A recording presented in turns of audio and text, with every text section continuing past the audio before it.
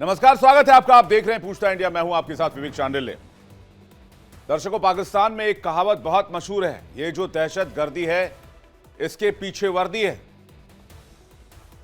ये बात तो पूरा हिंदुस्तान जानता है, हिंदुस्तान के 140 करोड़ लोग जानते हैं, लेकिन अब अफगानिस्तान भी जान गया है।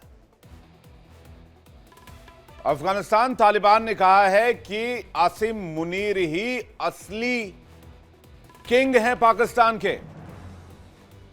शहबाज शरीफ कठपुतली हैं, यानी पाकिस्तान कभी शहबाज शरीफ के हाथ में था ही नहीं। पाकिस्तान में हमेशा से मुनीर राज रहा।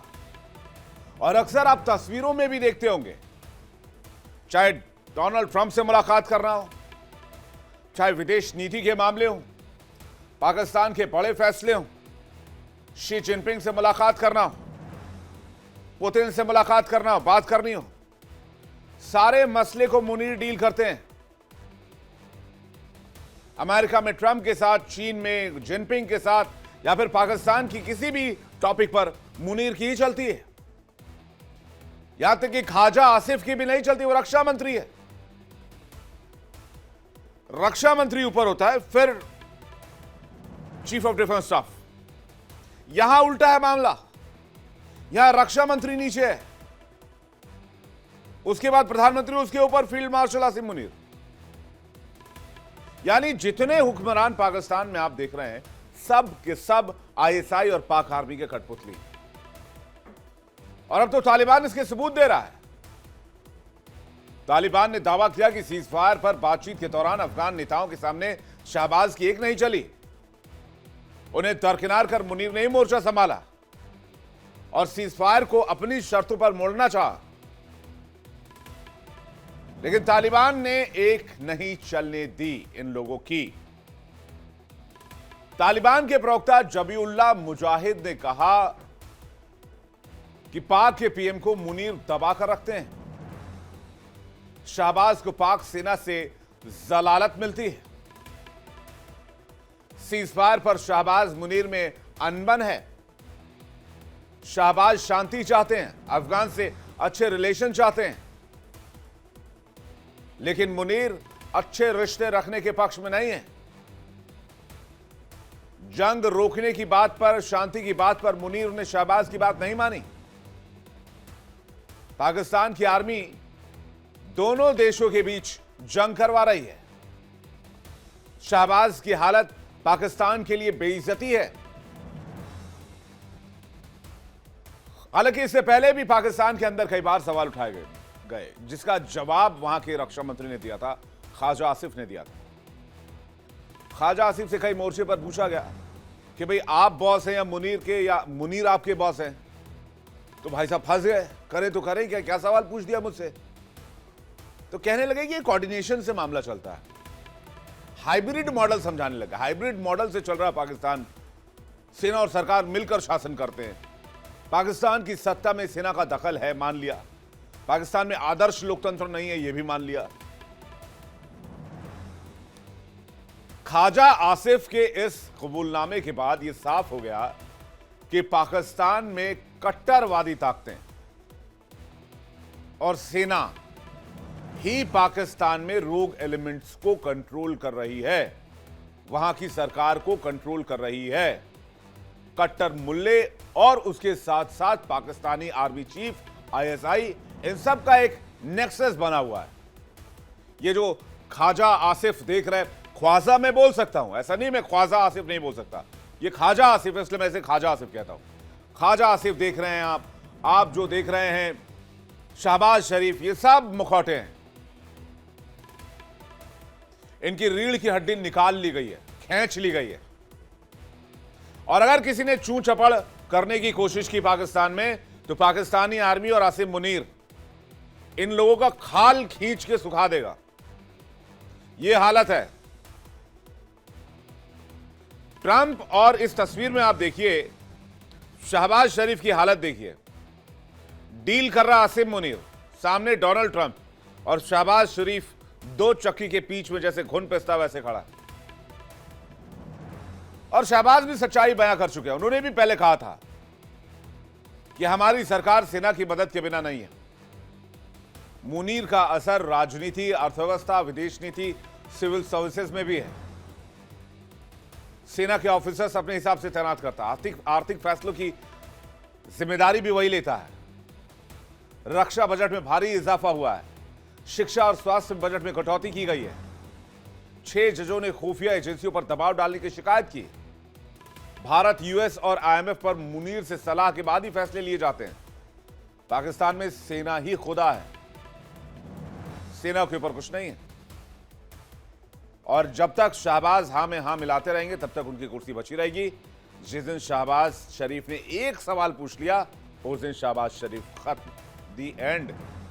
एक और प्रधानमंत्री का जो है दी एंड का स्क्रिप्ट जो है वो लिख दी जाएगी।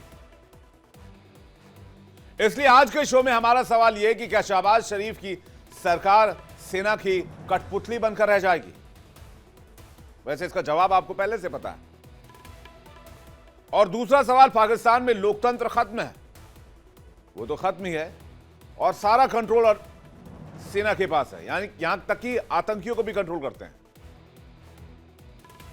और कठपुतली सरकार होने से क्या सिविल वॉर जैसे हालात हैं?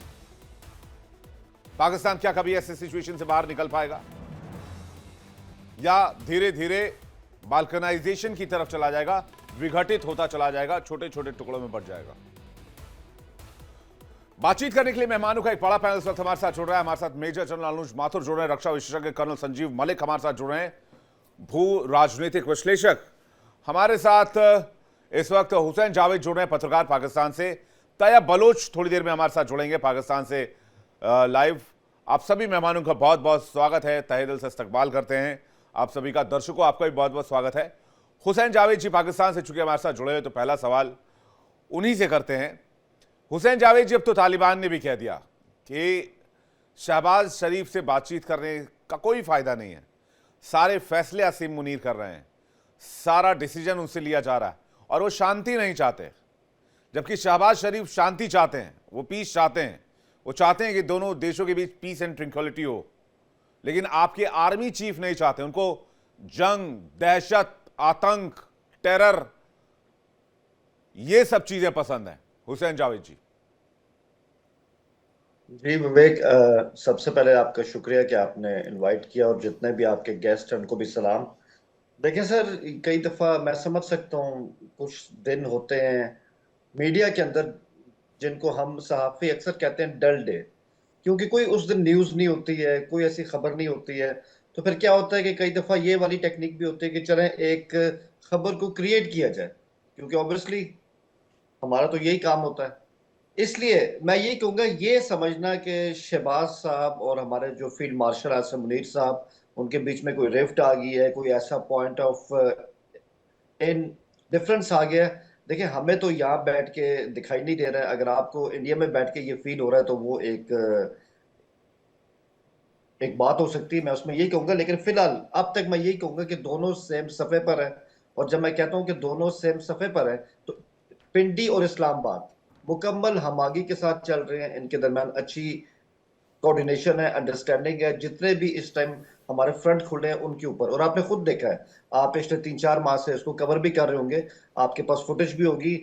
सऊदीया जाना हो, कतर से बात करनी हो, ट्रंप साहब से मिलना हो, अफगानिस्तान का इशू हो, या इंडिया पाकिस्तान के दरमियान जो झड़पें हुई थी, इन तमाम में दोनों के दरमियान जो तालमेल है ना, वो बड़ा फिट बैठा है। और मैं समझता हूँ ये तालमेल, इस तरह से फिट बैठना, दोनों की अंडरस्टैंडिंग होना, इसको हजम करना शायद थोड़ा सा मुश्किल हो रहा है कुछ लोगों के लिए। नहीं, आपको ऐसा क्यों लगता है कि ऐसी कोई खबर ही नहीं आई है? जब भी हिंदुस्तान किसी खबर पे चर्चा करता है, कल आपने कहा भाई जो अज्ञात मोटरसाइकिल वाले हैं वो आपके आतंकियों को चुन चुन कर मार रहे हैं, आपने कहा ऐसी कोई खबर ही नहीं आई। फिर हमने कहा कि भाई जाफर एक्सप्रेस को बलूचिस्तान में घेर लिया गया, आपने बोला ऐसा कुछ हुआ ही नहीं है। फिर आपके कल प्रेस कॉन्फ्रेंस करके आप ही के कुछ अधिकारी कहते हैं कि भाई हिंदुस्तान को कैसे पता चल जाता है, हमें पता ही नहीं चलता। तो आपको पता नहीं चल रहा है, इसका मतलब खबर नहीं है, ऐसा नहीं होता हुसैन जावेद जी। अगर आप कुएं से बाहर निकलेंगे तो कुएं के बाहर एक दुनिया होती है। अच्छा, आप इसकी मैं यही बात करूंगा, जहां तक आपने जाफर एक्सप्रेस की बात की, ये बात बिल्कुल सही है, क्योंकि इस टॉपिक के ऊपर आपकी और हमारी आपस में बात नहीं हुई। उस पर फायरिंग की गई थी, उससे किसी को इनकार नहीं है। लेकिन जब काउंटर उन पे फायरिंग की गई तो वो जो आतंकवादी थे वो वहां से भाग गए थे, कोई नुकसान नहीं हुआ था। और रही बात इसकी कि इस तरह के अंधे कत्ल होते हैं, कोई मोटरसाइकिल वाला आता है। कल भी हम एक चीज इंडिया के मीडिया पे देख रहे थे कि हाफिज सईद का कोई नंबर 2 है, उसका नाम माज है, और उसको लाहौर के पास इस तरह से गोलियों से भून दिया गया। जब बाद में इसको डिग आउट किया गया तो पता ये चला जी वाकई माज मुजाहिद नाम का एक आदमी है जिसको गोलियों से भून दिया गया, लेकिन उसका ताल्लुक ना एलटी से था ना किसी और तंजीम से था। वो बेचारा एक आम साधारण किस्म का स्कूल टीचर था जो बेचारा दो ग्रुप्स थे उनकी फायरिंग का निशाना बन गया। तो इस खबर को आपने हाफिज सईद के साथ जोड़ दिया और कुछ भी नहीं नहीं नहीं, निकला। तो आप ये बता दीजिए, मुल्क को लीड कौन कर रहे हैं? शहबाज शरीफ कर रहे हैं, आसिम मुनीर कर रहे हैं? बिल्कुल जी, पीएम शहबाज साहब कर रहे हैं और आसिम मुनीर उनके साथ उनकी गाइडेंस के तहत जो है वो काम कर रहे हैं। दोनों ने कई मौके पे एक दूसरे को कॉम्प्लीमेंट किया। जिस दिन आदेश देने लग गए आपके प्रधानमंत्री शहबाज शरीफ, माफ कीजिएगा मुझे, उसके अगले दिन का वो सूरज नहीं देख पाएंगे वो प्रधानमंत्री रहते हुए। उनको प्रधानमंत्री कुर्सी छोड़नी पड़ेगी। अच्छा, एक और सवाल का और जवाब ये आप दे दें, बात एक और ये सवाल बात तालिबान भी कह रहा है। आप पूछ लीजिए मुझसे सवाल, मुझे कोई एतराज नहीं है। अच्छा दुनिया ठीक आपसे है, सवाल ठीक है। पूछेगी तो आपको जवाब देना मुश्किल होगा। आप पूछिए क्या पूछना चाह रहे हैं। ये सिर्फ एक लाइन है उसमें, ये कि सर तालिबान की जहां तक बात है वो मामला तो 6 नवंबर तक चला गया। उस पे काबुल भी एग्री है, उस पे हम भी एग्री कि हमने आगे बात ही करनी है और सीज फायर भी चल ही रहा है। तो ये आगे पीछे की बातों का फायदा नहीं। क्या 6 नवंबर को जो बात होनी है उस पर कोई फर्क पड़ रहा है? नहीं पड़ रहा। दूसरी बात, आप कहते हैं आपको लगता है कि ये जनाब नहीं, जो आसिम साहब है वो ऊपर है और पीएम साहब नीचे है। तो आप जरा थोड़ा हिस्ट्री में जाइए। 2022 के अंदर अगर पीएम शहबाज ना चाहते तो क्या आसिम मुनीर चीफ बन सकते थे? आपके ख्याल में चीफ बनने से पहले भी आसिम साहब ने उनको मजबूर किया होगा कि आपने मुझे ही बनाना है चीफ? ऐसा नहीं होता है, वो उनकी मर्जी से आए थे क्योंकि वो पीएम का राइट होता है। मजबूरी किया पीएम होगा का उन्होंने राइट कि मुझे ही होता है। चीफ बनाना है, तभी तुम प्रधानमंत्री बन पाओगे और रह पाओगे। अब मैं माथुर साहब कुछ कहना चाह रहे हैं, मैं आ रहा हूं माथुर साहब। अभी मैं एक छोटा सा इंस्टांस बता देता हूं जावेद जी आपको, चूंकि आप पढ़े लिखे और समझदार पत्रकार हैं पाकिस्तान के। जब आपके रक्षा मंत्री से पूछा गया इंटरव्यू में, इंटरव्यू क्लिप मौजूद भी, आप चाहेंगे तो मैं आपको भेज भी दूंगा, किसी और मीडिया हाउस का, इसलिए मैं उसको प्ले नहीं कर सकता। उनसे पूछा गया आपके बॉस कौन है, क्या आसिम मुनीर आपके बॉस है या मुनीर के बॉस आप हैं? उन्होंने उस सवाल का जवाब ही नहीं दिया। उन्होंने कहा एक हाइब्रिड मॉडल पर हमारी सरकार चलती है, जहां सरकार और सेना मिलकर देश चलाती है। यह हाइब्रिड मॉडल समझाने लग गए आपके रक्षा मंत्री ख्वाजा आसिफ जी। तो मैं वही कह रहा हूं, जो बात ख्वाजा आसिफ वहां कह रहे थे वही बात तालिबान कह रहा है, लेकिन आप मानने के लिए तैयार नहीं है। अनुज माथुर जी कुछ कहना चाह रहे हैं, उसके बाद मलिक साहब आपके पास आ रहा हूं, तैयब बलूच का इंतजार कर रहे हैं फिलहाल। हाँ जी माथुर साहब। हाँ, हुसैन जावेद साहब का मैं कई दफा कह चुका हूं, मैं भी बहुत उनका मुरीद हूं, मैं बहुत उनका सम्मान करता हूं। मैं उन्हीं को, उन्होंने जो कहा वो एक मुझे लगता है सेल्फ डिफीटिंग आर्ग्यूमेंट है, उसको मैं थोड़ी देर बाद बताऊंगा। पहले तो मैं ये ग्राफिटी जो कि सारी दुनिया ने देखी थी 1972 या उसके आसपास, जब जुल्फिकार अली भुट्टो बने प्रेसिडेंट या प्राइम मिनिस्टर, तब ये कराची में ग्राफिटी निकल करके आई थी कि we are sorry about a brief democratic interruption, martial law will be resumed soon. ये पाकिस्तान में पिछले 70 80 78 सालों में 4 डायरेक्ट मिलिट्री रूल्स और पूरे सारे समय इनडायरेक्ट मिलिट्री रूल चलता है।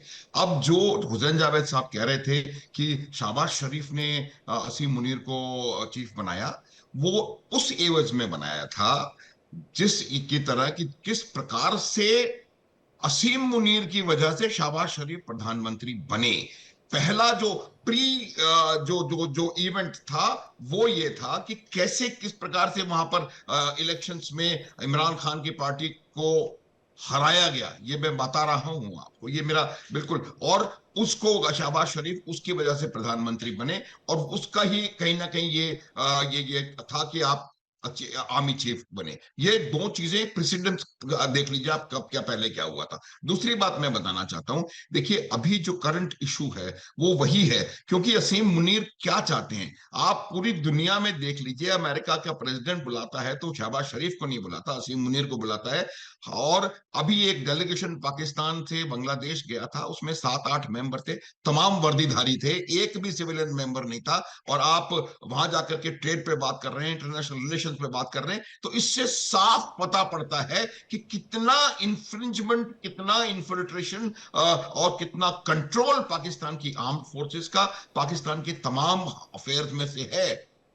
तमाम अफेयर्स में। अगर आप उसको यूं कह रहे हैं कि वो डिप्लोमेटिक ट्रिप था बांग्लादेश में, तो आप उसका कॉम्पोजिशन चेक कर लीजिए। और जिस प्रकार से हर एक, और ये जो तालिबान की बात आ रही है 6 नवंबर की, ये बात हम नहीं कर रहे हैं। बात ये है कि तालिबान से एक स्टेटमेंट निकल करके आया है, और उस स्टेटमेंट में उन्होंने बिल्कुल साफ कहा है कि पाकिस्तान में जो सत्ता है, पाकिस्तान में जो the person who is calling the shot is Asim Munir. तो ये बात बिल्कुल साफ है। और जो करंट इशू रावलपिंडी और इस्लामाबाद के बीच में है, वो इशू यही है कि असीम मुनीर चाहते हैं कि उनको 5 साल का एक्सटेंशन हो, और एक्सटेंशन स्टार्टिंग नाउ और 2030 तक, ताकि वो सेना के प्रमुख बने रहें। सेना के प्रमुख इन कॉमर्स इन्वर्टेड वंस, देश के प्रमुख, ये बिल्कुल साफ है। और वो क्या चाहते हैं कि वो उस समय भी देश के प्रमुख बने रहें जबकि ट्रांजिशन सर हो जितने रहा है।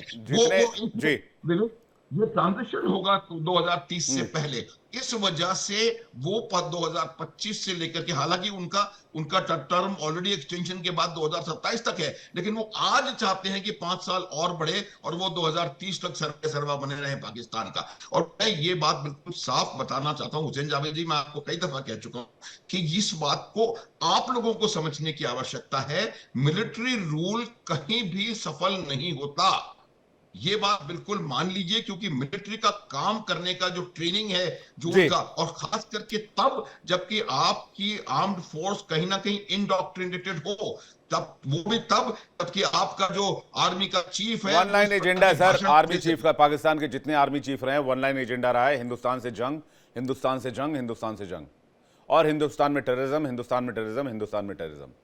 टिक्का खान से लेकर आसिम मुनीर तक, पहले चीफ टिक्का खान ही थे शायद, जहां तक मुझे जानकारी है। अगर माथुर साहब कुछ कहना चाह रहे हैं। टिक्का खान चीफ नहीं थे, लेकिन टिक्का खान को 2 नामों से जाना जाता है, butcher of Balochistan and butcher of Bengal. Butcher of Bengal आप आज गूगल से पूछ लें, वो आपको बता देगा। फर्स्ट पाकिस्तानी चीफ टिक्का खान ही माने जाते हैं सर, जहां तक वो रहा होगा, लेकिन तो वो चीफ नहीं थे, लेकिन वो पहले बलूचिस्तान में फोर्सेस लीड कर रहे थे, फिर उनकी इसी खासियत की वजह से उनको इनका ये रहा है कि असला बारूद इकट्ठा करो, पैसा इकट्ठा करो, जब माल बन जाए उसके बाद हिंदुस्तान पर हमला कर दो, और उसका या घुसपैठ कर एक दो। और काम करने का तरीका था कि वो इस बात के लिए जाने जाते थे कि वो सिविलियंस के ऊपर बिल्कुल एक बूचर की तरह टूट के पड़ते थे, इसीलिए उनके 2 उपनाम हैं।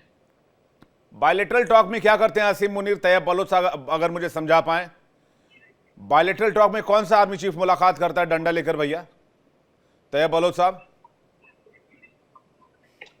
देखिए, सबसे अहम बात यह है कि बायलैटरल टॉक्स किससे होती है। बात यह है कि अगर चीन के साथ होगी तो आर्मी चीफ साथ होगा, क्योंकि उसमें दिफाई मुआहदात होते हैं, उसमें और चीजें होती हैं।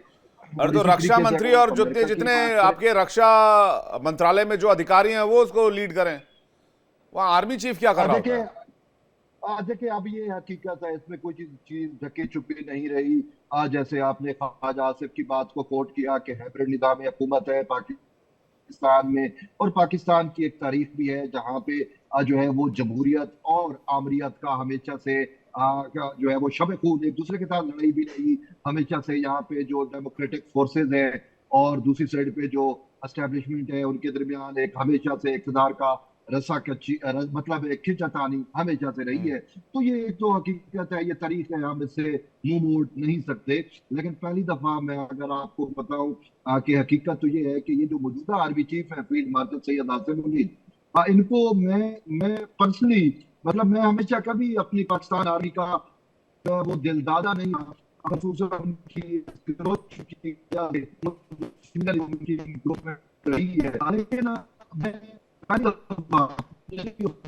बलोच साहब, आपकी आवाज थोड़ी क्लियर नहीं आ रही है, मैं एक बार ऑडियो चेक कराता हूं। आसिम जावेद कुछ कहना चाहते हो, उसके बाद मलिक साहब आपके पास आ रहा हूं। जावेद जी कुछ कहना चाह रहे थे आप? जी, मैं बस वही कहना चाह रहा था जो आपने कहा ना कि टिक्का खान पहले चीफ रहे, वो चीफ रहे हैं, इस पे शक नहीं है, लेकिन वो पहले चीफ नहीं थे।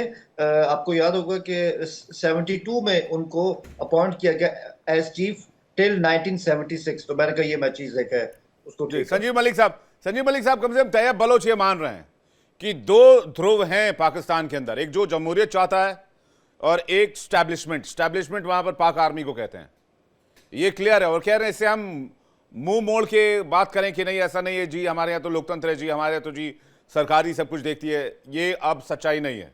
ये बात सही है कि वहां दो चीजें हैं, एस्टेब्लिशमेंट इन सब के ऊपर है। विवेक जी, सभी मेहमानों को मेरा नमस्कार। नमस्कार सर। पाकिस्तान में सत्ता की रस्साकसी कोई नई तो है नहीं। डे वन से जब से पाकिस्तान का क्रिएशन हुआ उसके चंद वर्षों के बाद ही पाकिस्तान में जो सत्ता के खींचतान है वो शुरू हो चुकी थी।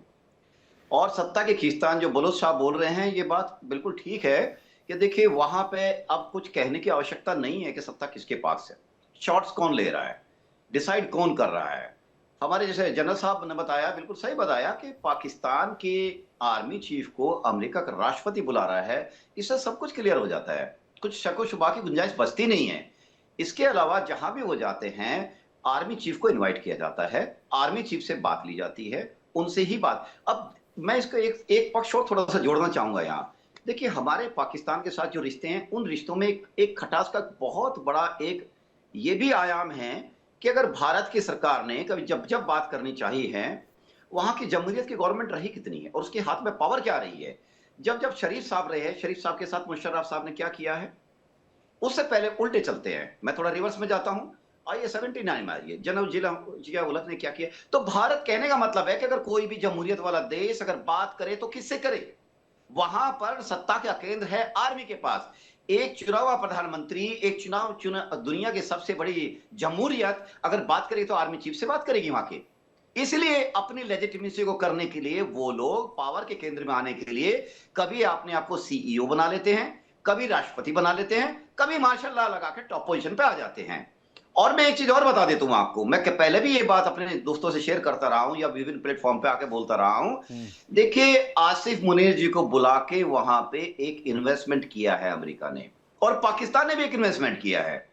वो दिन दूर नहीं होगा, it may be matter of months. America has promised Munir साहब के आपको सत्ता के केंद्र में लाएंगे। और मुझे पूरा दिखता है वहां की जो परिस्थितियां चल रही है, वहां की जो स्थितियां आज की डेट में जो हम फॉलो कर रहे हैं, ये मेरा एनालिसिस है, मेरे पास कोई न्यूज नहीं है, ना मैं न्यूज के बेसिस पे बोल रहा हूं। मेरा एनालिसिस साफ साफ कहता है कि आसिफ मुनीर सत्ता के केंद्र में टॉप पे आकर के रहेंगे। वो क्या टाइटल देंगे, सीईओ टाइटल देंगे, प्रेसिडेंट टाइटल देंगे, वहां के संविधान में क्या संशोधन होगा नहीं होगा, ये सर, बात मैं तो इस मैटर ऑफ जी नो एक और पॉइंट आता हूं विवेक जी। ठीक है। हाँ, मैं एक सवाल इसमें जोड़ना चाह रहा था, एक सवाल जोड़ दूं उसके बाद पूरा कर लीजिएगा। अपने मुल्क में कैसे भी मुल्क चलाएं, जमहूरियत से चलाएं, मार्शल लॉ से चलाएं, जैसे उनको अपना मुल्क देखना अपना देखें, उनके मुल्क में हम हस्तक्षेप करने वाले और सवाल पूछने वाले भी कोई नहीं होते until unless cross border terrorism ना हो। हम ये बस जानना चाह रहे हैं, दर्शक ये जानना चाह रहे हैं कि आखिर आसिम मुनीर को इतनी जंग की खुजली क्यों है। तालिबान कह रहा है कि वो शांति नहीं चाहते, शहबाज शांति चाहते हैं, वो पीस नहीं चाहते। फिर चाहते क्या हैं? वो इंडिया के बॉर्डर पर भी टेंशन चाहते हैं, वो अफगानिस्तान के बॉर्डर पर भी टेंशन चाहते हैं। उनको क्या लग रहा है, वो अमेरिका जैसे सुपर पावर बन चुके हैं। विवेक जी, यहां पर मैं दो चीजों की थोड़ी सी एनालॉजी देना चाहूंगा। कारगिल हुआ था, कारगिल के बाद वहां के प्राइम मिनिस्टर साहब के क्या क्या वक्तव्य आए थे, याद है हम सबको।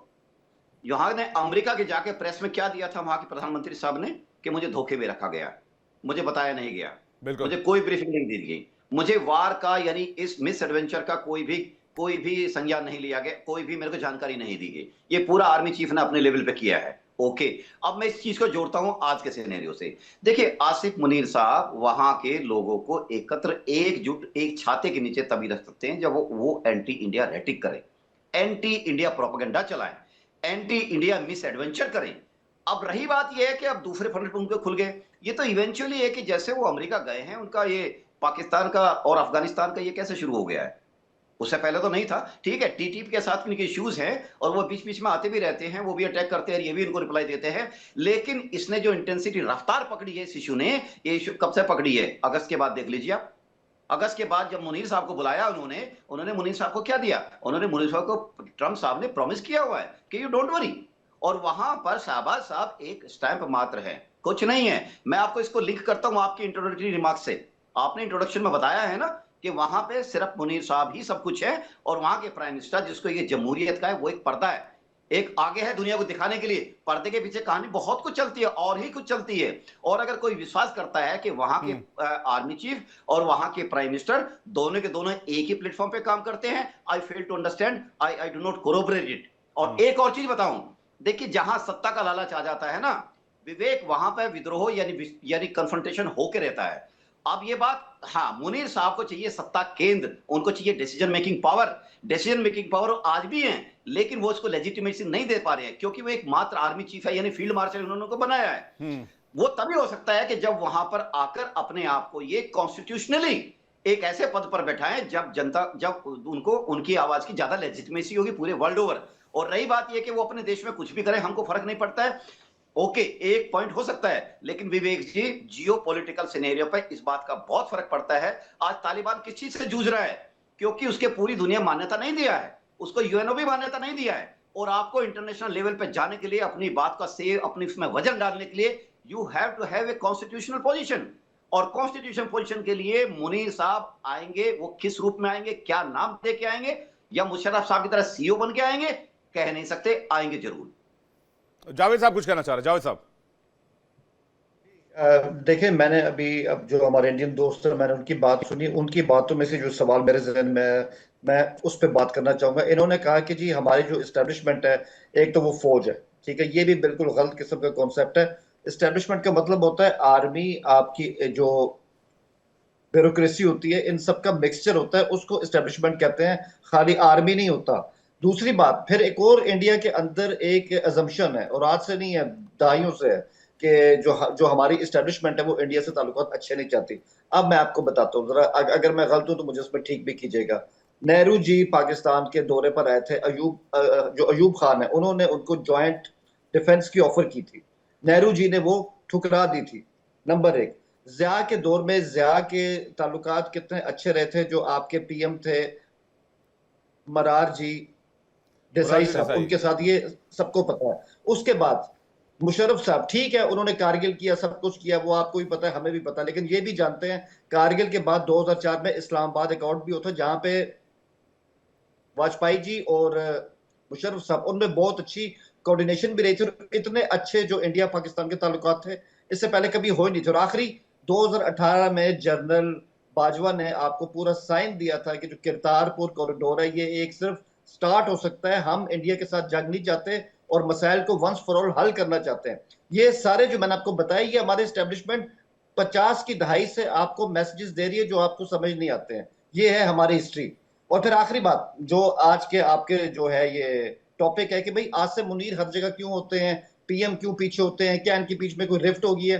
देखिए साहब, 2025 जो साल है ना, इस साल एक चीज हमारी हुकूमत स्टेट ने तय कर दी। जब मैं हुकूमत स्टेट कहता हूं तो मैं पीएम शहबाज की बात कर रहा हूं और मैं फील्ड मार्शल आसिम मुनीर की, कि अब हमने एक हार्ड स्टेट के तौर पे इवॉल्व होना है। हमें जहां अपने मुल्क के लिए, अपने अवाम के लिए खतरा दिखाई देगा ना, वहां हम चुप करके नहीं बैठ सकते हैं। और ये हार्ड स्टेट का कॉन्सेप्ट है जिसपे अमल करते हुए पीएम शहबाज और एफएम साथ साथ भी जाते हैं और अलग अलग भी दुनिया के ताकतवर कैपिटल्स में जा रहे हैं। तो ये हमारा कॉन्सेप्ट है हार्ड स्टेट का, इसको समझने की जरूरत है। बहुत हार्ड है सर, दिख रहा है।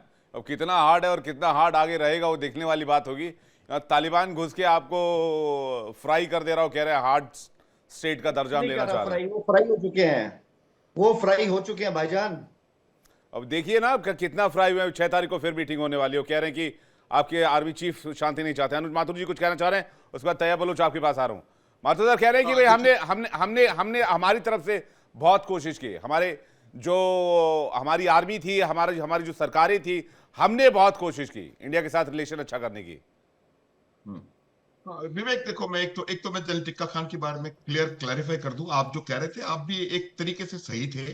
1972 में ईस्ट बंगाल बांग्लादेश डिजास्टर के बाद उन्होंने अपने आर्मी चीफ का जो डेजिग्नेशन है उसको बदला था, और chief of the army staff जो इंडिया में कहा जाता है शुरू से, वो उन्होंने कहना शुरू किया था। और वो पाकिस्तान की आर्मी, जो कि आप कह रहे थे बिल्कुल सही है, पाकिस्तान की आर्मी के पहले chief of the army staff general tikka Khan थे। ये बात खैर, ये तो टेक्निकल उसकी बात होगी। देखिए, मैं आपको ये बात बताना चाह रहा हूं कि आप इस बात को डिफरेंशिएट मुझे लगता है कि नहीं कर सकते कि आपका किसके साथ किस प्रकार का वो है, विजन है, बातचीत करनी है।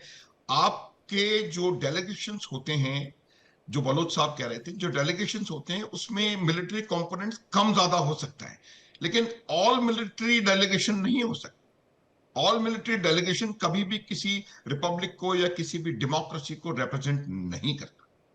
ये बात हमको समझने की आवश्यकता है। या तो उसका मकसद कोई और है जो कि आप वो भी मानने को आप तैयार नहीं है। और जहां तक सवाल आपने इतिहास बताया, जब जनरल जियाउल हक की आपने बात करी, जनरल जियाउल हक 12 साल तक प्रेसिडेंट थे और 12 के 12 साल तक आर्मी के चीफ भी थे, 1976 से लेकर के और 1988 तक।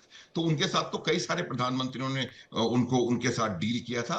तो ये जहां तक सवाल है, आप कह रहे हैं कि नवाज शरीफ और उनके बड़े अच्छे ताल्लुकात थे, तो उसका जवाब मैं दे दूं, अच्छे ताल्लुकात थे, बातचीत हो रही थी, क्रिकेट के मैच हो रहे थे, और उसी समय पीछे से जाकर के और परवेज मुशर्रफ ने 1999 वाली गलती कर दी, और उसकी वजह से जो जो नतीजा है वो हमारे सबके सामने है। नहीं, तो वहां मेरा तो ये मानना है, बातचीत सर, मैं जो माथुर सर, बातचीत वहां की सरकार के साथ हो रही थी। हाँ, वही मैं आर्मी कह ने रहा हूं, मिस एडवेंचर किया, तो आर्मी ने कभी बिल्कुल, चाहा ही नहीं आप- इंडिया के साथ रिलेशन बेटर हो। बिल्कुल, जो आप यही कह बात रहे तो हैं, वही मैं स्टार्टिंग से कह रहा substantiate हूं, मानने के लिए तैयार नहीं है। Substantiate। हाँ, और जो ग्राउंड वाजपेयी ने और नवाज शरीफ ने तय किया था, उसको within no time Parvez Musharraf ने खत्म कर दिया। लड़ाई मिट्टी में मिला हमने दिया। नहीं शुरू करी, लड़ाई उन्होंने वहां पर उसको करी, और बाद में जो हुआ वो सब जानते हैं उसको। We are not going to get into the details of operation Vijay. लेकिन बात ये थी कि जब आप हमारे एफर्ट्स की वजह से हम नजदीक आने की कोशिश कर रहे थे, उसी समय आपकी आर्मी ने उसी समय दे बैकस्टैब्ड नवाज शरीफ, पीठ में खंजर भोंक करके उन्होंने कारगिल किया है। इसमें कोई संदेह है तो आप मुझे बता दें, इतिहास है हमारे, ये तो हमारे सामने हुआ है, इसमें तो कुछ पढ़ने लिखने की आवश्यकता भी नहीं है। मतलब ये जो दहशतगर्दी है, इसके पीछे वर्दी है, पाकिस्तान का बेड़ा गर्क करने वाला पाकिस्तान की आर्मी जी। और ये मैं विवेक की हर बार यही बात कहता हूं, और हुसैन जावेद साहब को भी और बलूच साहब को भी मैं यही कहूंगा कि ये आप लोगों को समझने की जरूरत है। उस चीज की वजह से जब आप कहते हैं कि brief democratic interruption is regretted, उस चीज की वजह से नुकसान सिर्फ पाकिस्तान का हो रहा है। ये बात आपको समझनी है, ये बात आपको अपने लोगों को समझानी है। सही बात है, कब तक आईएमएफ के लोन से दुनिया भर के देशों से दुश्मनी करते रहेंगे बलोच साहब? आईएमएफ के लोन से दुश्मनी नहीं की जाती है, आईएमएफ के लोन से जंगें नहीं लड़ी जाती हैं, आईएमएफ के लोन से रक्षा बजट नहीं बढ़ाया जाता है, उससे अपनी इकोनॉमी बेटर की जाती है। लेकिन आपकी आर्मी और आपके आर्मी चीफ, स्पेशली ये वाले, ये जो स्पेशल वाले आए हैं, ये तो बिल्कुल ही, ये तो इन्होंने 3-4 मोर्चे खुलवा दिए आपके। देखिए विवेक, सबसे पहली बात है कि आईएमएफ को भी किसी बोलो साहब, आपकी आवाज क्लियर नहीं आ रही है, मैं माफी चाहूंगा, आप एक बार डिस्कनेक्ट करें, फिर से हम आपको कनेक्ट करते हैं जिससे कि आपका ऑडियो क्लियर आ सके। मैं जावेद जी का एक रिएक्शन चाहूंगा, उसके बाद मलिक जी आपके पास आ रहा हूं इसी सेम सवाल पे। आप कहते हैं आर्मी ने कुछ नहीं किया, मैं कहता हूं आर्मी ने ही सब कुछ किया है। बाकी अगर आपका जमहूरियत स्ट्रांग होता, लोकतंत्र स्ट्रांग होता, आपकी सरकार स्ट्रांग होती, तो आज भारत और पाकिस्तान के बीच रिलेशन बेटर होते। इवन आपका तालिबान के साथ और ईरान के साथ भी रिलेशन बेटर होता। देखें विवेक, कई बार आपके शोज में बात हुई है और उसमें जनरल माथुर साहब भी थे, और कई बार हमने कहा कि जिस तरह इंडिया की एक स्टार्ट से, राइट फ्रॉम स्टार्ट, एक मजबूत जमहूरी बुनियाद रही है, पाकिस्तान में अनफॉर्चुनेटली वो नहीं रही है। अब मैं कहूँ ये ऐसा है नहीं, जमहूरियत हमारे यहाँ भी जो है वो डे 1 से सही थी, ऐसा नहीं है। जो फैक्ट है वो फैक्ट है, हमारे यहाँ मिलिट्री इंटरवेंशन हुई हैं, लेकिन 99 के बाद काफी हद तक सबक लिया गया है कि इससे मुल्क आगे नहीं जाएगा, इससे मुल्क की बुनियादें कमजोर होती हैं, और ये चीज फौज के अंदर भी इस तरह की डिबेट्स होती हैं। अब ऐसी चीज नहीं है, इसलिए मैं आपको यही कहूंगा कि माजी हमारा ऐसे रहा है, मैं उससे इनकार नहीं कर सकता हूँ। लेकिन मुझे यही बात समझ नहीं आ रही, जो आपकी डिबेट का मुद्दा है ना, मैं अब तक ये जानने की कोशिश कर रहा हूँ कि भाई आप ये साबित करना चाह रहे हैं कि पीएम शहबाज और आसिम मुनीर साहब के बीच में कोई मसला आ गया है, कि जिसको लेके आसिम साहब समझते हैं कि मुझे सत्ता की कुर्सी पे बैठना है, मुझे वो वजह नहीं, पाकिस्तान में देखिए मुद्दा ये है ही नहीं। एक मिनट, मुद्दा ये है कि अनवांटेड प्रोवोकेशन मुद्दा है, बिना मतलब का उकसावे वाली हरकत करना मुद्दा है, पहलगाम टेरर अटैक मुद्दा है, उरी बालाकोट मुद्दा है, पुलवामा मुद्दा है। अच्छा ठीक है भाई, मैं इस पे यही कहूंगा कि अभी मैं इस पे भी आता हूं। इससे पहले जनरल साहब ने बात की कि बांग्लादेश में हमारा एक डेलीगेशन गया और वो सब मिलिट्री लोग थे, हमारे जनरल साहिर शमशाद गए, उन्होंने वहां पर यूनुस साहब से मुलाकात भी की। तो ऐसा नहीं था कि वो उनके साथ हर तरह की चीज को तय कर रहे थे। उससे पहले अगर आपको याद हो, 1 महीना ही हुआ है मुश्किल से, जो हमारे फॉरेन मिनिस्टर हैं, जो हमारे वाइस पीएम इसहाक डार साहब, वो बांग्लादेश में उनका जबरदस्त किस्म का दौरा रहा है, तो उसमें काफी चीजें हुई हैं। अब ऑब्वियसली अगर बांग्लादेश हमसे मिलिट्री ताल्लुकात चाह रहा है, अपने अपने सिपाहियों की ट्रेनिंग के लिए हमारी मदद चाह रहा है, तो हम उसकी मदद क्यों नहीं करेंगे? उसके लिए तो शायर शमशाद साहब जाएंगे ना। तो उसका तो ये मतलब है जवाब। दूसरी बात है विवेक, हमारे यहाँ ना, मैं आपको बताऊं, आपको लगता है कि पाकिस्तान में शायद हमेशा इंडिया बैशिंग हो रही होती है, चाहे हमारी आर्मी है, चाहे हमारा मीडिया है, चाहे हमारे अवाम है, हम इंडियंस के बारे में इतना नहीं सोचते हैं।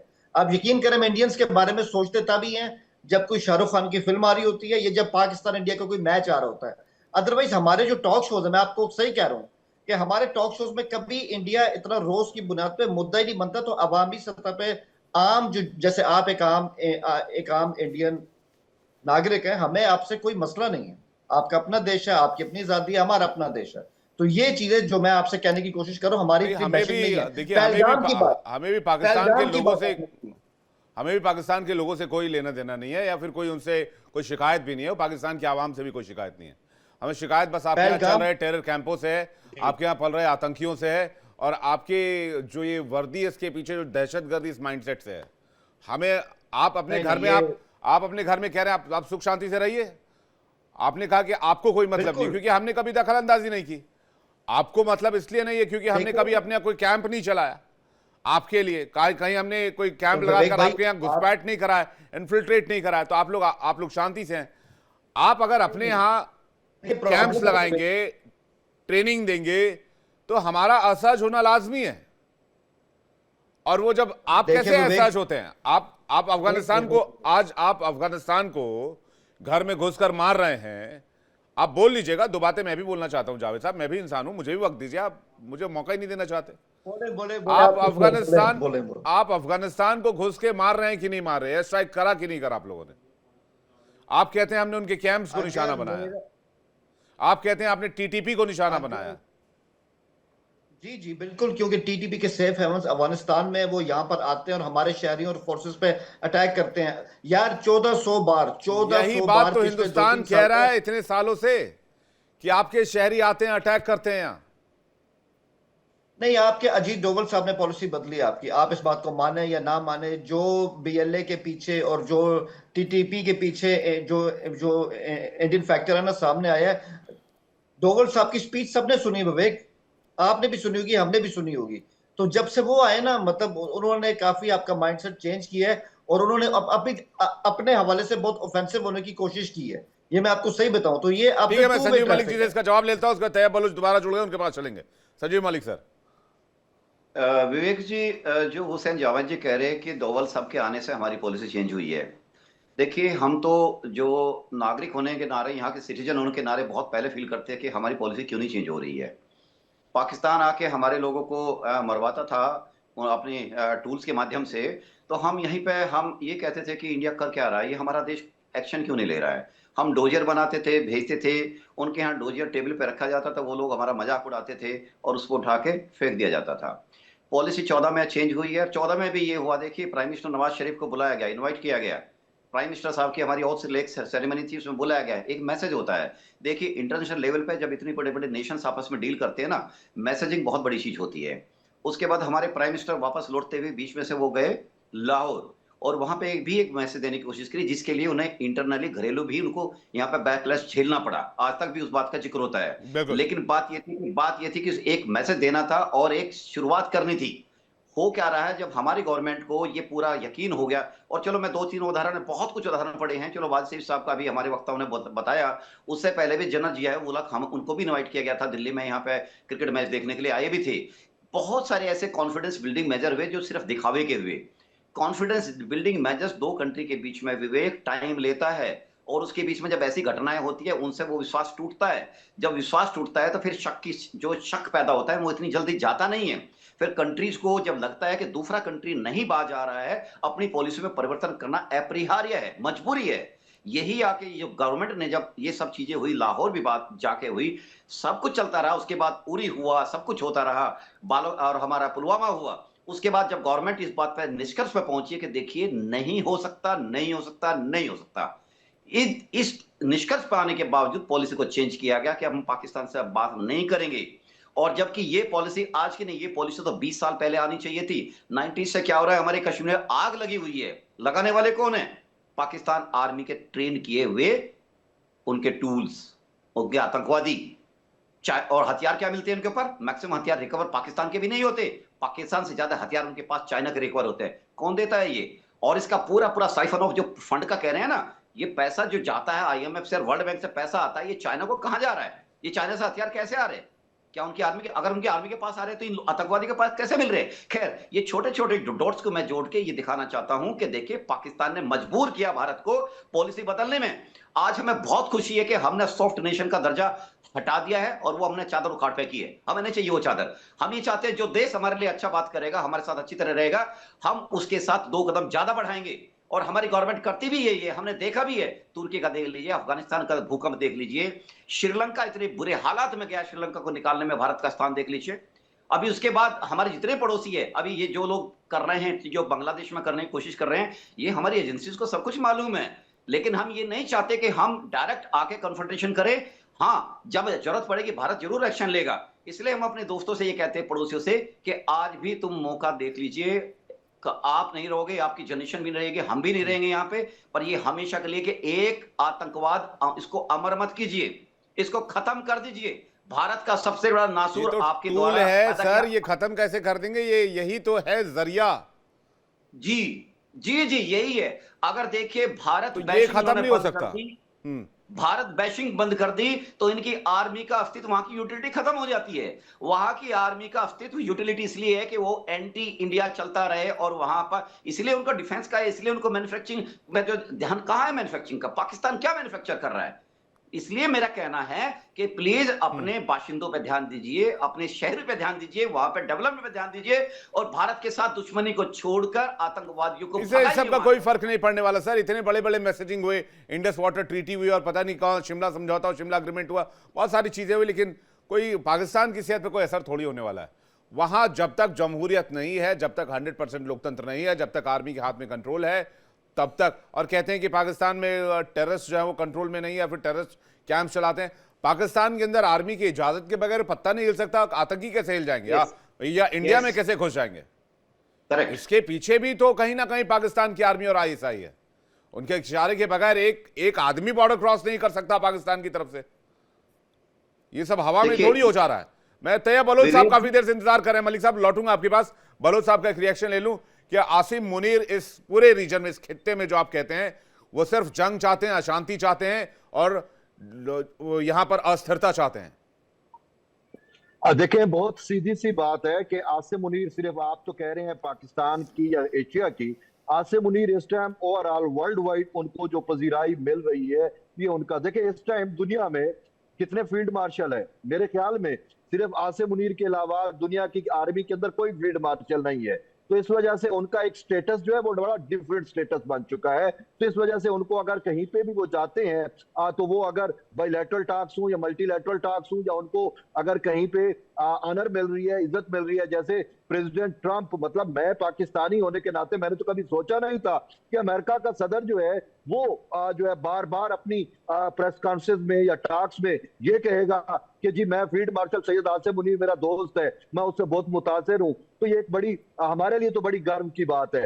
दूसरा, अगर चीन में जो है वो विक्ट्री परेड होती है, तो चाइना जो है वो इंडिया को इनवाइट नहीं करता, लेकिन पाकिस्तान के आर्मी चीफ को इनवाइट करता है। जो आपने बायलैटरल की बात की थी, तो वो ये इश्यूज हैं। तीसरी मैं बात करता हूं कि आप शायद आजरबैजान की बात कर रहे हैं, तो आजरबैजान में पाकिस्तान आर्मी ने, उसका जो आर्मीनिया के साथ इश्यू था, उसको पाकिस्तान आर्मी ने सपोर्ट किया था, और हमारा दिफाई उसके साथ बहुत ज्यादा एग्रीमेंट है। तो इस वजह से वहां पे भी आर्मी चीफ जो है वो गए। और अगर आप तुर्किया की बात करें, तो वहां पे भी हमारे फील्ड मार्शल सईद आसिम मुनीर को प्रोटोकॉल इस वजह से मिलता है कि पाक तुर्किया जो डिफेंस रिलेशंस हैं वो अपनी एक नई जहत पे पहुंच चुके हैं। सऊदी अरब की बात करें तो सऊदी अरब में भी यही कुछ है। तो ये वो चीजें हैं जो आप देख रहे हैं कि निजी हुकूमत एक साइड पे हो गई है, सिविलियन हुकूमत और आर्मी ही डील कर रही है या आसिम मुनीर ही डील कर रहे हैं। तो उसमें आपको पीछे जवाब ढूंढने की कोशिश करनी चाहिए, एक बात। दूसरी, आपने बात की अमन की, तो हम फील्ड मार्शल सैयद आसिम मुनीर अमन चाहते हैं, वो नहीं पूरा पाकिस्तान अमन चाहता है। लेकिन हम ये बताना चाहते हैं कि अमन पाकिस्तान की कमजोरी नहीं है,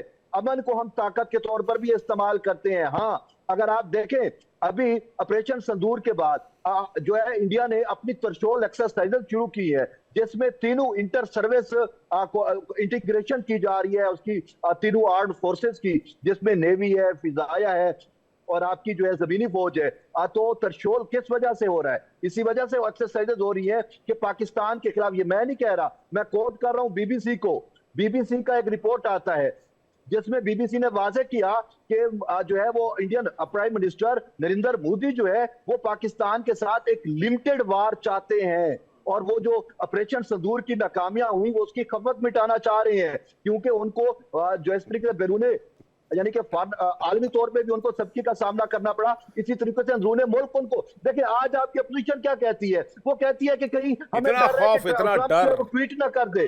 देखिए ट्रंप ट्वीट ना कर दे। आज तक आपके इंडियन मीडिया ने, इवन आपकी मोदी रजीम ने किसी ट्रंप के एक ट्वीट की भी तरदीद नहीं की। हमारे पार्लियामेंट में प्राइम मिनिस्टर ने कहा, क्या बात कर रहे हैं आप बलोच साहब, थोड़ा अपडेट नहीं है आप, खैर कोई बात नहीं, मैं क्लियर कर देता हूं। तो पार्लियामेंट में प्राइम मिनिस्टर साहब ने कहा दुनिया के किसी लीडर का फोन नहीं आया और ना ही किसी लीडर ने इंटरवीन करा है। आपके प्राइम मिनिस्टर सलाम ठोकते होंगे, हमारे प्राइम मिनिस्टर नहीं ठोकते, हमें अपने प्राइम मिनिस्टर पर नाज है, पहली बात।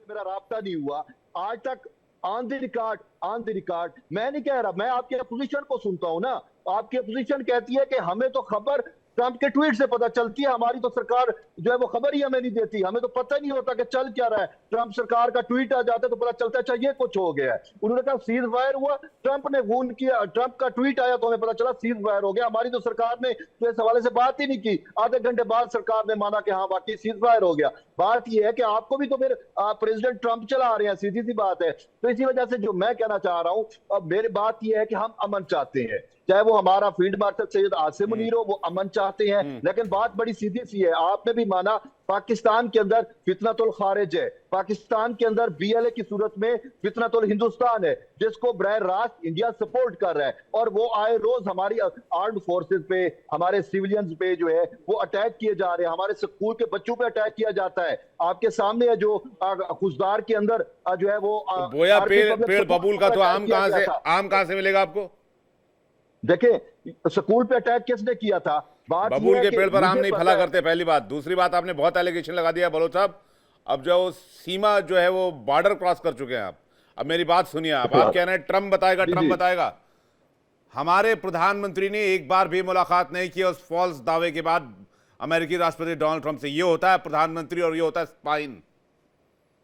उस फॉल्स दावे के बाद एक मीटिंग नहीं हुई है, सिंगल मीटिंग, और जहां मीटिंग होनी थी वहां प्रधानमंत्री नहीं गए, वहां विदेश मंत्री गए। यह होता है स्पाइन। 50% का टैरिफ है हमारे कंधों पर पिछले 3 महीने से, हमने उस टैरिफ को अपने कंधे पर लिया और उसमें हम झुके नहीं। ये होती है स्पाइन। हम चले जाते मिलने के लिए, टैरिफ अभी 10% हो जाए, 40% का टैरिफ कम हो जाए। ये 140 करोड़ देशवासियों का स्पाइन है सर, माइंड इट। ये सिर्फ एक व्यक्ति की बात नहीं है, ये पूरे हिंदुस्तान की बात है। और पूरे हिंदुस्तान ने बताया कि हिंदुस्तान, स्पाइन वाला हिंदुस्तान कैसे खड़ा होता है, चाहे 50% टैरिफ हो, चाहे 100% टैरिफ हो। हम डोनाल्ड ट्रंप को व्हाइट हाउस में जाकर सलामी ठोकने नहीं जाएंगे, या उनको वो बेशकीमती हीरे जवाहरात पत्थर बेचने नहीं जाएंगे। अगर किसी को हिंदुस्तान से मतलब है तो हिंदुस्तान आके हिंदुस्तान से बातचीत करो, फिर हम देखेंगे डील कैसे होती है, और हमारी शर्तों पर डील होगी। बातचीत चल रही है, ट्रेड डील पर बातचीत चल रही है। जब दोनों तरफ की शर्तें मैच कर जाएंगे, ट्रेड डील हो जाएगी। इसमें क्या है, हम सलामी ठोकने वालों में से नहीं हैं, हम हाथ मिलाने वालों में से हैं। और अगर कोई हाथ मिलाकर गद्दारी करे तो उसको जवाब देना भी हमें बखूबी आता है। माथुर सर कुछ कहना चाह रहे हैं, उसका जावेद जी मैं आपके पास आ रहा हूं। देखिए विवेक, मैं एक दो बात बिल्कुल क्लैरिफाई कर दूं कि जिस प्रकार से पूरे इनको एक गलत फहमी पैदा कर दी है पाकिस्तान की सेना ने, वो भी एज ए कमबैक, जो उन्होंने जो शुरुआत में उनके खुद के स्टेटमेंट्स, उनके प्राइम मिनिस्टर का स्टेटमेंट है उनकी अपनी पार्लियामेंट में कि हमारे इतने बेसिस पे हमले हो गए, नूर खान पे 2:30 बजे मेरा पास फोन आया, मुनीर का नूर खान पे हमले हो गए। ये सारी दुनिया जानती है कि 7 मई से लेकर 10 मई तक क्या हुआ था। इसके बारे में कोई बहस करने एक सिंगल एविडेंस नहीं दे पाए सर। ऑपरेशन सिंदूर की बात करते, एक सिंगल एविडेंस नहीं दे पाए। माफी चाहूंगा सर, समय बहुत सीमित है मेरे पास, आप लोगों से अलविदा लेने का वक्त आ गया है। जावेद साहब माफी चाहूंगा, आपसे भी सीमित है समय, फिलहाल आप लोगों को धन्यवाद कहना होगा। लेकिन सबसे बड़ी बात यहां पर यह है कि जो असली चरित्र है पाकिस्तान की आर्मी का या फिर वहां की सेना का या वहां के आर्मी चीफ का, वो अब अफगानिस्तान भी समझ रहा है, तालिबान भी समझ रहा है, और वो भी कह रहा है ये शांति नहीं चाहते। तो क्या अफगानिस्तान पाकिस्तान में फिर से जंग की नौबत आने वाली है?